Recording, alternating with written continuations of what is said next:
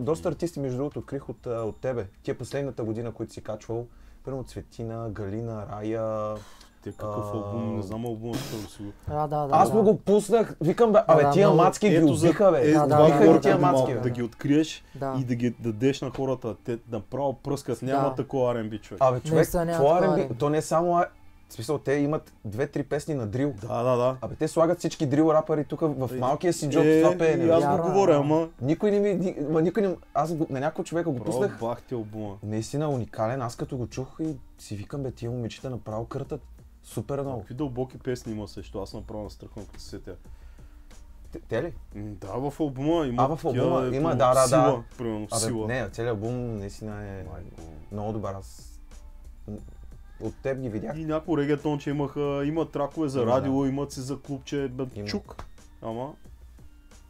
Абе, ще ми се получи, ако са постоянни.